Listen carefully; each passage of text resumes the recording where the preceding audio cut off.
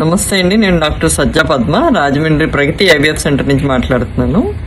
ఇవాళ ఏంటంటే మనం మాట్లాడుకునేది ఏంటంటే ఏజ్ ఫర్టిలిటీ స్టేటస్ని ఎలా ఎఫెక్ట్ చేస్తుంది. జనరల్గా ఏంటంటే ఫర్టిలిటీ స్టేటస్ స్త్రీల్లో కానీ పురుషుల్లో కానీ 30 ఏళ్ల ముందైతే చాలా అద్భుతంగా ఉంటుందండి. సాధారణంగా 80 to 90% ఆఫ్ ది కేసెస్లో.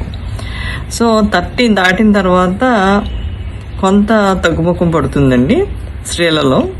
35 దాటిన తర్వాత స్త్రీలలో ఏంటంటే చాలా షార్ప్గా తగ్గుముఖం పడుతుంది. ఇంకా 40 ఇయర్స్కి వచ్చేసరికి న్యాచురల్ కన్సెప్షన్ రేట్స్ బాగా ఆన్ దేర్ ఓన్ తగ్గిపోతాయండి. దీనికి కారణం ఏంటంటే egg quality, egg number. By birth ఏంటంటే ఫిమేల్ చైల్డ్ పుట్టేసరికి 10 లక్షల నుంచి 20 లక్షల వరకు ఎగ్స్ ఉంటాయండి. సో అది ప్యూబర్టీ రీచ్ అయ్యేసరికి 3-4 లక్షల వరకు తగ్గిపోతూ ఉంటాయి. ఎవ్రీ మంత్ ఒక మెచ్యూర్ ఎగ్ డెవలప్ అవ్వాలంటే ఒక 1000 ఎగ్స్ డిస్ట్రక్ట్ అయిపోతూ ఉంటాయండి. సో దానివల్ల ఏంటంటే బై 35 ఇయర్స్ వచ్చేటప్పటికి ఎగ్స్ చాలా మటుకు తగ్గిపోతూ ఉంటాయి. అంటే 45 ఆ రేంజ్లోకి వచ్చేసరికి ఒక 1000 ఎగ్స్ మాత్రం ఉంటాయి అన్నమాట. సో దాన్ని మెనోపాజ్ దశ అంటాము.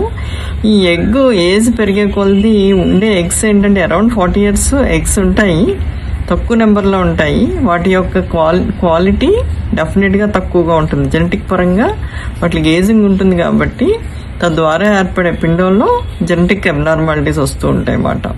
సో అందుకనే ఫర్టిలిటీ స్టేటస్ ఏజ్ ద్వారా చాలా ఎఫెక్ట్ అవుతూ ఉంటుందండి. నెక్స్ట్ ఏంటంటే పురుషుల విషయంకి వచ్చేసరికి కొంచెం ఈ ఫర్టిలిటీ స్టేటస్ అనేది స్లోగా డిక్లైన్ అవుతుందండి. బట్ 40 ఇయర్స్ దాటిన తర్వాత డెఫినెట్గా స్పర్మ్ క్వాలిటీ అండ్ క్వాంటిటీ అనేది మార్పులు వస్తూ ఉంటాయి. ఈ క్వాలిటీ ఏంటంటే మార్పుల వల్ల జన్యుపరమైన సమస్యలు, ఆటిజము ఇట్లాంటి సమస్యలు చూస్తూ ఉన్నామండి ఈ రోజుల్లో. సో దీని మీద యువకులు డెఫినెట్గా మంచి అవగాహన కలిగి వాళ్ళు సంతానం కోసం ప్లాన్ చేసుకోవడం అనేది చాలా ఇంపార్టెంట్ అండి.